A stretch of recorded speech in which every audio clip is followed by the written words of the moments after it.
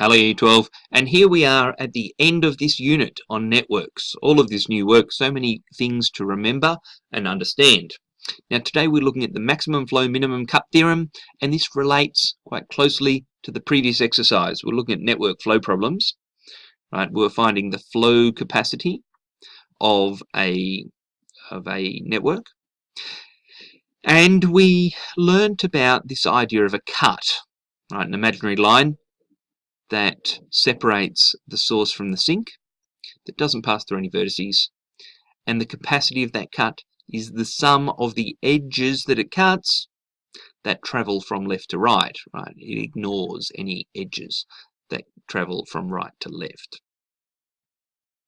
Now we have this theorem that says that the maximum flow of a network, right, that we spent so long calculating in the last exercise, the maximum flow of a network is equal to the capacity of the smallest, right, or the minimum cut.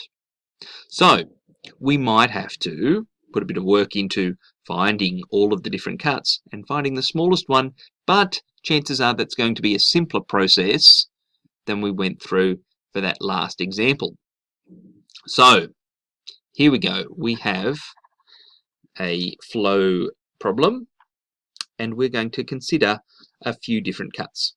Now, if I made a cut like this, right, 12 plus 14 plus 20, right, it's 26, is 46 for that cut. If I cut it like this, I will have the 12 and the 14.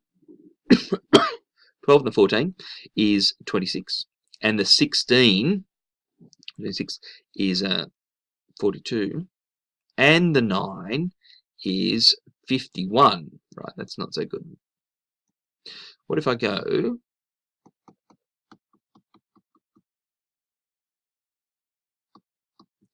from here?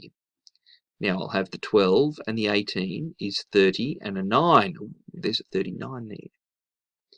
Now potentially I could go from I could come around here and back across that 16 and out this way, right? But that's going to be a 12 and an 18 is a 30. I won't count the 16 because it's going the other way, right? 30, and then that 20 brings me to 50.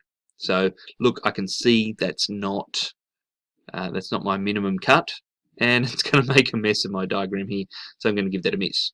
Right? There's just one more that I want to look at, and that's this one here. So that's 15 and 18 is 33, and a 9 is 42. Okay, that's not the minimum either. 39 is my minimum here, right? And so that is cutting SM, NT, and PT.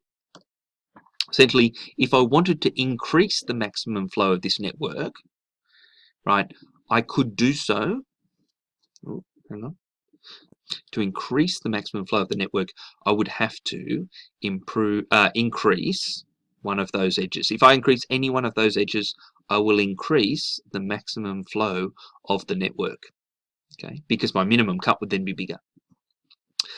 They're sort of the limiting edges in that. And that's it. The maximum flow minimum cut theorem for all of the complexity of many of these other exercises. This one's pretty straightforward. There can be a lot of cuts, and you've got to be careful not to miss any. You've got to be careful also that you're only counting one's edges that are moving from the source to, or that are moving from left to right, essentially, across your cut, right, from the source to the sink with reference to your cut from one side to the other.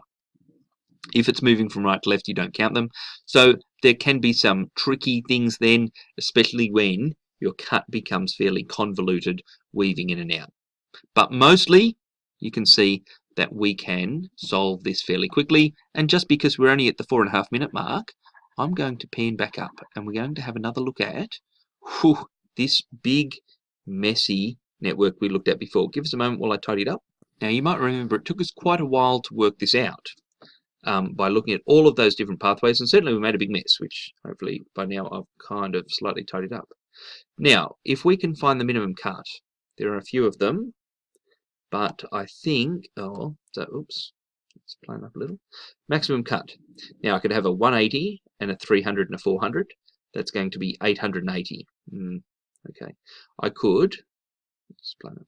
I could have a 180, a 210, a 150. So far I'm at, so let's just do this one. Oops. What's happening here? Okay. There's this one here. 400, 300, 700, 880.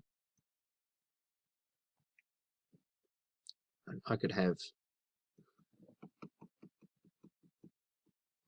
this one here, and that would be 180 and 300 is 480, is 630, is 880 again. I could have one that does this. Slightly different, but much worse, because instead of crossing the 250 now, I cross the 460, so 180, 300 is 480, is 630. This time now is 1090, so that's definitely not it. This time we're looking for the minimum cut, the smallest cut. Now, we might just sort of recognize that I want to avoid some of those big ones. 180, 210, so this gives me 390, and the 150, 390, that's 440, 540, 540 plus the 150, 540 is 690, 8, that's 940, I think that one was 940, so that's still not real good. My 880 is still looking pretty good, but I think, actually, I'm just going to sort of, if we look down here, I've got an 850 here, that's better. Often it's near the ends, but not always. But I think, oh, in fact, I'm going to choose a different pen here a bit, just to make this one stand out. I think we'll see that if I make a cut like this, right, I've got a 200, a 350 is 550, plus another 250 is 800. Okay, and I'm not going to find anything shorter than that. Rightio. So it's not foolproof. It's not super simple. That can still be lots of things to look for and check, but it is nonetheless simpler, I think, neater, tidier than the method we looked at before, which was just, frankly, working your way along every possible path until they were exhausted, and so was I. Okay, that's it. That's networks all done now. We've finished with the minimum cut, maximum flow theorem, and hopefully that makes a bit of sense. Look for all of those cuts. Find the smallest one, only counting things that move from left to right across the cut. Add them all together. The smallest cut will be the maximum flow, or the flow capacity of the network. Okay, I hope you enjoyed it. I know I did. If you've got any questions, I'll see you in class.